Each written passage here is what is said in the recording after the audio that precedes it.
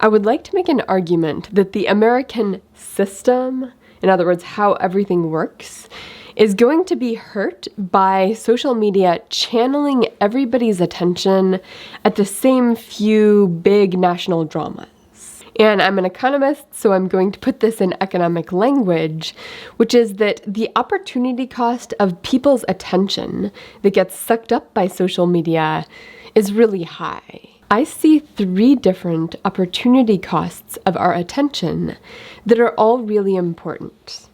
And the first, of course, is going to be our family, our friends, our family, the people in our lives that we have real human, meaningful relationships with, and how those relationships might be harmed if some of that attention gets sucked into the social media addiction. The second opportunity cost is the jobs we have, where we should be sort of mulling over in our minds the different dilemmas that we might have at work. And this is particularly important for teachers, doctors, lawyers, engineers, people where the stuff that's happening on the job is going to present them with dilemmas and trade-offs and tensions that they might need to work out in their brain while they're in the shower. And if that shower time is sucked up by thinking about the election that's 3 years away or the drama between 2 celebrities instead of sort of mulling over the problems at work, then that could actually reduce the effectiveness of just how our economy works. And then the third opportunity cost here is going to be the attention that we need to pay toward problems that journalists should be uncovering. This is sort of the attention that goes along with transparency. And transparency might be transparency in just any sort of scandal that might be going on in any mundane part of the system that we should be paying attention to, that we should be making sure isn't flawed in some way. And this is actually what journalism is supposed to do. Journalism is supposed to uncover these little in-depth stories about potential corruption or potential ethical violations within our big organizations, within our legal system, within these places where it matters how we act out that system from these roles inside of it. And transparency itself is not enough. You actually need people paying attention to the journalist's stories or the clues you might pick up on that something might be amiss. We need that attention going towards those things. And again, if the attention is sucked up by entertainment on social media, that may not happen. And that in and of itself could create vulnerabilities. So to visualize this problem, let's think about 4 characters in our story who are a teacher, a doctor, a lawyer, and an engineer. And with all of those, the biggest part of their attention perhaps should go to their family and their friends and their relationships. But the second biggest part of their attention should go toward solving the problems in their line of work, to do the best possible job in their line of work. For example, a teacher needs to be thinking about what if there's this conflict between 2 of your students and they're not getting along and you're trying to figure out how can I promote those 2 getting along? How can I build in them the skills to work through conflict in their lives? Or it could be that the teacher's thinking about a particular student who is doing poorly in class but has a lot of stuff going on in their home life that's very distracting for them. She might want to be thinking about how could she best support that student. And that takes mulling it over in her brain while she's driving, while she's in the shower. Sometimes the insights we have that actually solve the real problems at work need to happen in the background of our brains, sleeping overnight, or in the background when we're not directly thinking about the problem, but just kind of mulling it over creatively. Similarly, the doctor has complex decisions to make about medical decision making, about how to communicate with the patient, about the trade-offs of a treatment, or the trade-offs, say, in an end-of-life situation. How do you trade off longer life versus quality of life?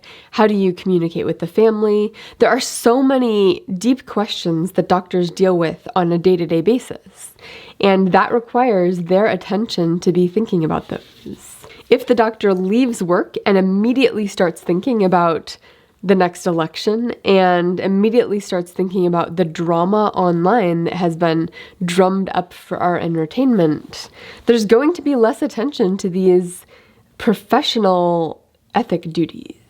Now, for the lawyer and the engineer, you can also imagine similar things they should be paying attention to and mulling over as they drive to work.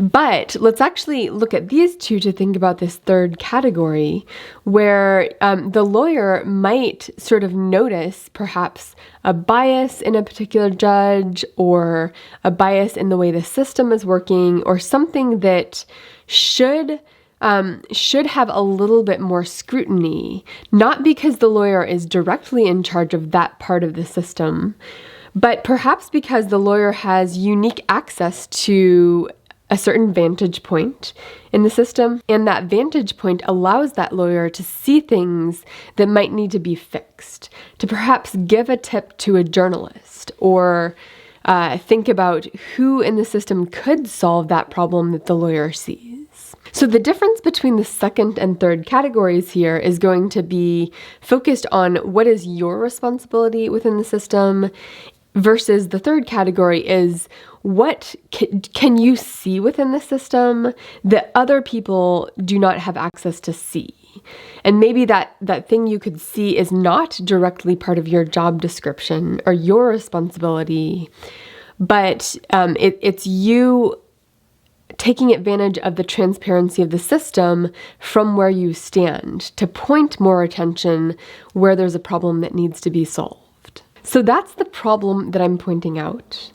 But we might turn around that question and ask instead, how should attention be channeled optimally?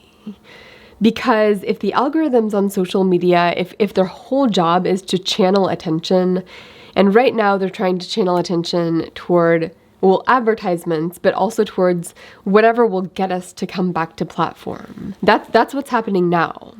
But could we change that? Could we actually create pro-social goals for those algorithms to channel our attention? Could we create algorithms that genuinely channel our attention toward people in our lives? Could we create algorithms that channel our attention toward the ethical dilemmas of our particular profession that we might want to mull over in the shower? Could we create algorithms that incentivize journalists to look into the potential corruption of the local government or the potential mishappenings within some corporation? These sort of small peas stories that might be important to break if we want system stability. And of course, one of the things social media is doing is it's creating a sense in our minds and in our hearts about what kinds of things get positive social feedback, what kinds of things give us attention, and people compete on social media over those things that are set up for it. So would it be possible for these algorithms to incentivize more attention to go toward our local environments, our local companies that we're a part of, in a way that would actually sort of bolster their integrity, because you have more people looking at the boring-ish parts of the system that really need a pair of eyes or a few pairs of eyes to make sure that they're acting in the system's best interest, in the population's best interest. So that's the optimal scenario, and I'm contrasting that with a scenario where everybody's attention is mainly sucked up by social media, by the national fight between two basketball players, or the election cycle that seems to be non-stop, that's sort of heightened. If everybody's sort of looking at that as soon as they leave work, or even maybe while they're at work, maybe they should be paying attention to what they're doing at work, but they're constantly checking their phone for the latest update. That misuse of attention is a problem. And in some ways, social media creates redundant attention. So some of the things that are on social media that are grabbing the national psyche, some of these things are things that we do need people paying attention to, but we don't need everybody paying deep attention to them. And so there is this redundancy in attention that happens because social media just gets the most engaging, the most entertaining story and points everybody in that direction.